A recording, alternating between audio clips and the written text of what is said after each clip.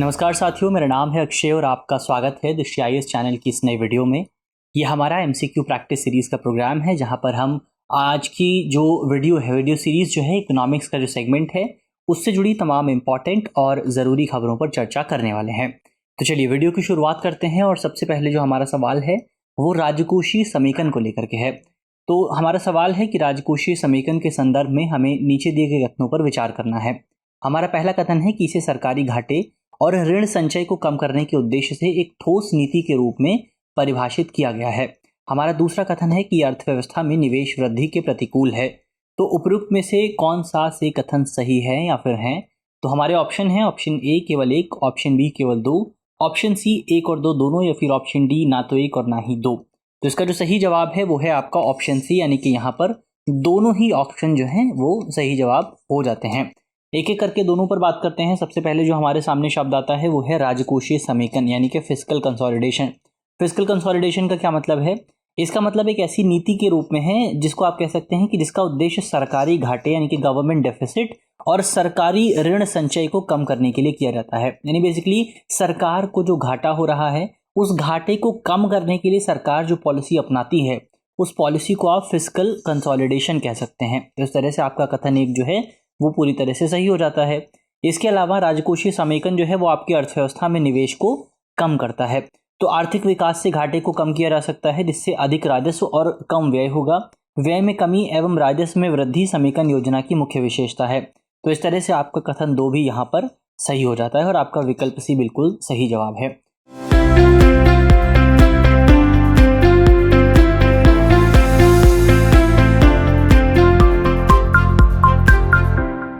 चलिए बढ़ते हैं आगे, अपने अगले सवाल को देखें। तो हमारा अगला सवाल है कि कीमतों के सामान्य स्तर में वृद्धि के कारण हो सकते हैं। हमारा पहला कथन है मुद्रा आपूर्ति में वृद्धि। हमारा दूसरा कथन है उत्पादन के समग्र स्तर में वृद्धि। हमारा तीसरा कथन है प्रभावी मांग में वृद्धि। उपयुक्त में से कितने कूट सही हैं, हमें इसका जो है जवाब देना है। हमारे ऑप्शन है ऑप्शन ए केवल एक, ऑप्शन बी केवल दो, ऑप्शन सी सभी तीन, या ऑप्शन डी इनमें से कोई नहीं। तो इसका जो सही जवाब होगा वो होगा आपका ऑप्शन सी, यानी कि तीनों यहाँ पर जो है सही जवाब हो जाते हैं। तो ऑप्शन सी यहाँ पर सही जवाब है। अब एक बार मुद्रास्फीति की सबसे पहले बात करते हैं। मुद्रास्फीति को अगर आप देखें तो इसका मतलब होता है इन्फ्लेशन, और इन्फ्लेशन का सामान्य अर्थ है महंगाई। महंगाई क्या होता है? एक मात्रात्मक माप है, यानी कि इसको एक जो है एक इंस्ट्रूमेंट है जिसका इस्तेमाल बेसिकली आप किसी अर्थव्यवस्था में चयनित वस्तुओं और सेवाओं की एक टोकरी, अब जैसे आप बास्केट कहते हैं, उसके औसत मूल्य स्तर में जो है एक निश्चित अवधि में जो उतार चढ़ाव होता है उसको मापने के लिए किया जाता है। तो इसको आप कहते हैं मुद्रास्फीति यानी कि महंगाई। अब महंगाई बेसिकली महंगाई के आपको तीन कारक देखने को मिल सकते हैं। इसमें सबसे पहला कारक है मांग प्रेरित मुद्रास्फीति, लागत प्रेरित मुद्रास्फीति, और तीसरा है अंतर्निहित मुद्रास्फीति। अब भारत में उपभोक्ता मूल्य सूचकांक और थोक मूल्य सूचकांक का सबसे ज्यादा उपयोग किया जाता है आपका मुद्रास्फीति को कैलकुलेट करने के लिए। अब अगर मुद्रास्फीति के कारणों की आप बात करें तो मुद्रास्फीति जो आपकी मुद्रा है अगर उसकी आपूर्ति में वृद्धि होती है तो बेसिकली इससे आपका जो सामान्य मूल्य स्तर है उसमें भी आपको वृद्धि देखने को मिलेगी। इसीलिए आपका मौद्रिक आपूर्ति में वृद्धि के कारण कंपनियां अपनी कीमतें जो हैं बढ़ा देती हैं। तो पहला कथन यहाँ पर सही हो जाता है। इसके अलावा जब किसी अर्थव्यवस्था में उत्पादन क्षमता की तुलना में वस्तुओं और सेवाओं की मांग में ज़्यादा वृद्धि होती है, यानी कि क्या मतलब हुआ इसका मतलब ये है कि सप्लाई कम है और डिमांड ज़्यादा है। जब ये सिचुएशन देखने को हमें मिलती है तो उत्पादन के कुल स्तर में कमी आ जाती है, तो इसके परिणाम स्वरूप आपको इन्फ्लेशन देखने को मिलता है।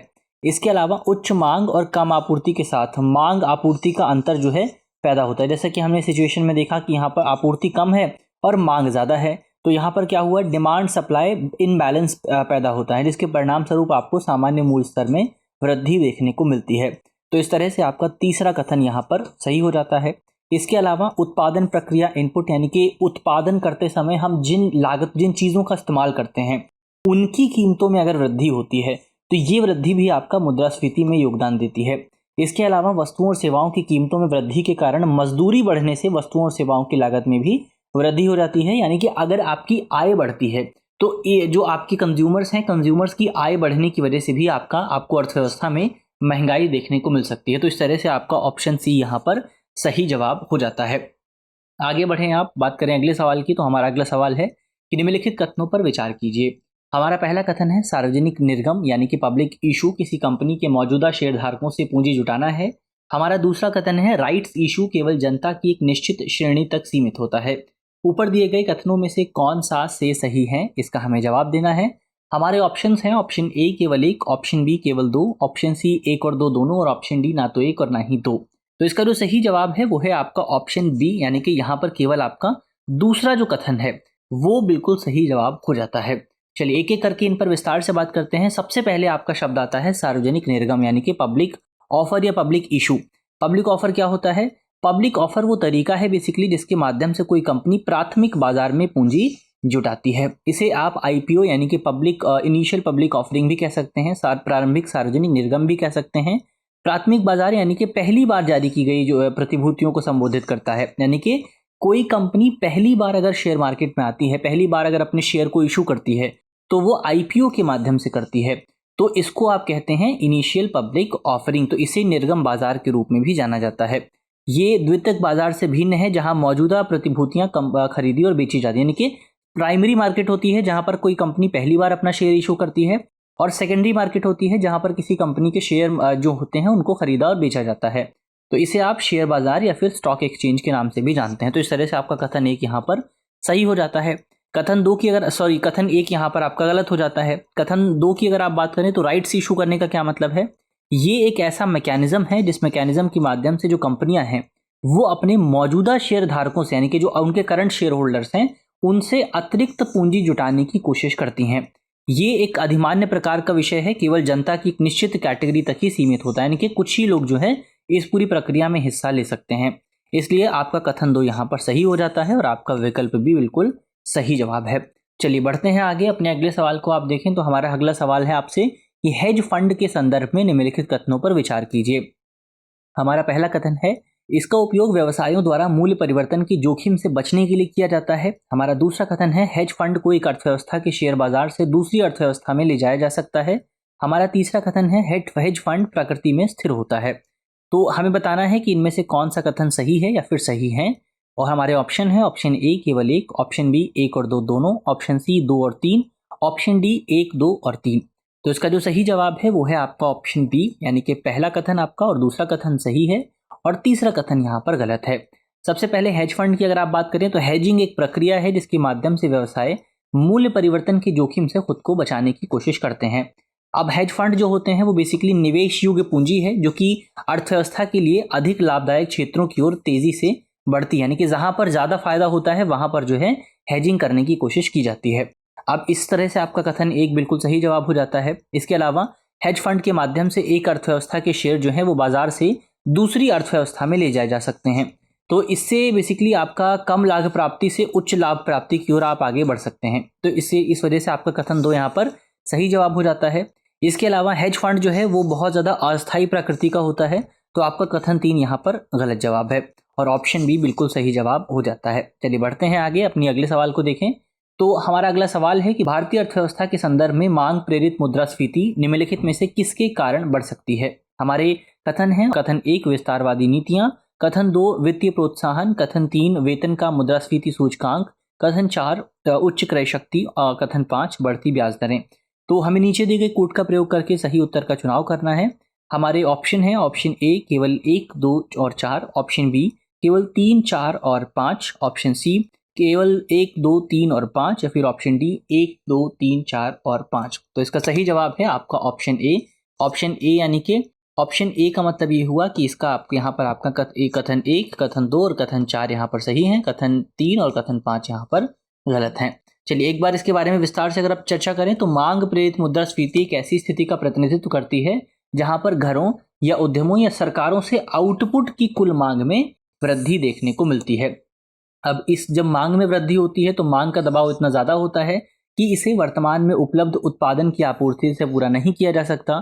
तो यहाँ पर आपको एक असंतुलन देखने को मिलता है, किसके बीच में? मांग और सप्लाई के बीच में। तो डिमांड और सप्लाई के बीच में आपको बेसिकली एक इम्बैलेंस देखने को मिलता है जिसकी वजह से आम जनता के लिए महंगाई थोड़ी सी बढ़ जाती है।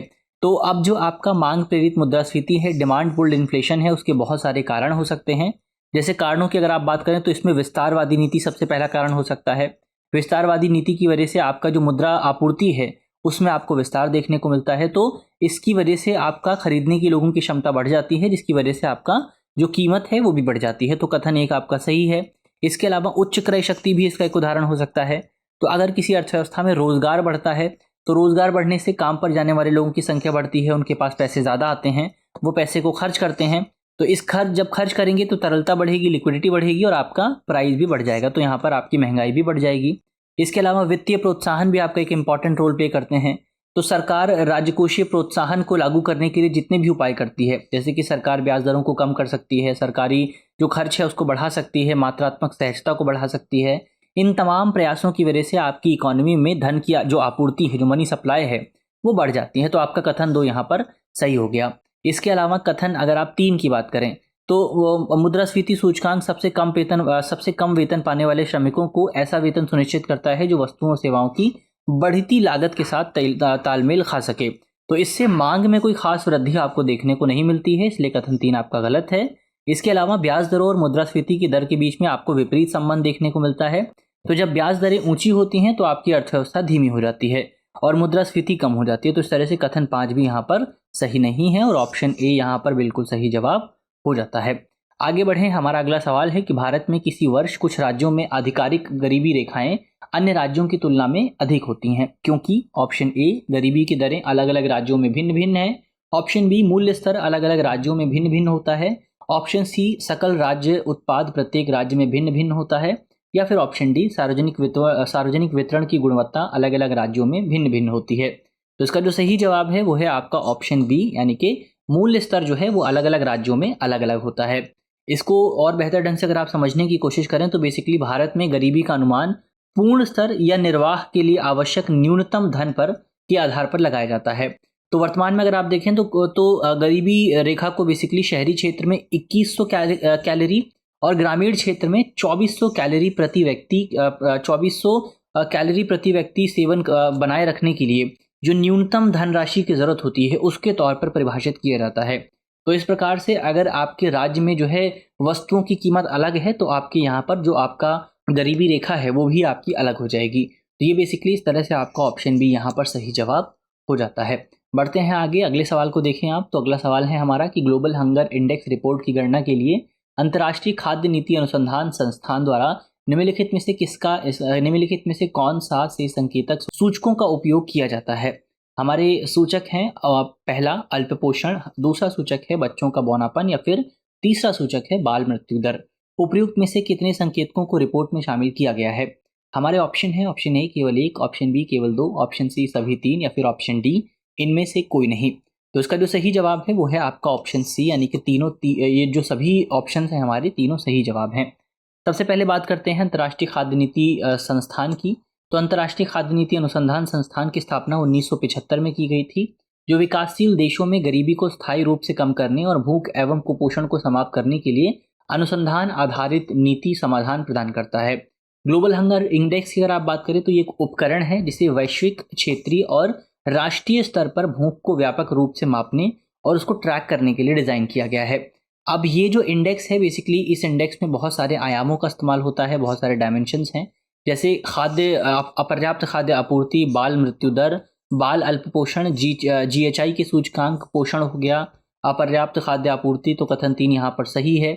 इसके अलावा 5 वर्ष से कम आयु के बच्चों में मृत्यु दर यानी बाल मृत्यु दर, तो आप कथन 3 भी सही है।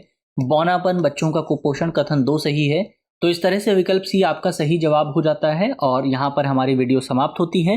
मुझे उम्मीद है कि इस वीडियो में हमने जितने भी इंपॉर्टेंट पॉइंट्स पर बात की है वो आपको समझ में आए होंगे, और अगर समझ में आए हैं तो वीडियो को लाइक कीजिएगा और चैनल पर अगर आप नए हैं तो चैनल को सब्सक्राइब भी कीजिएगा।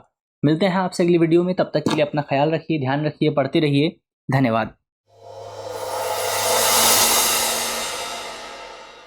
For more informative content, like, share and subscribe, and do not forget to press the bell icon to get the notifications.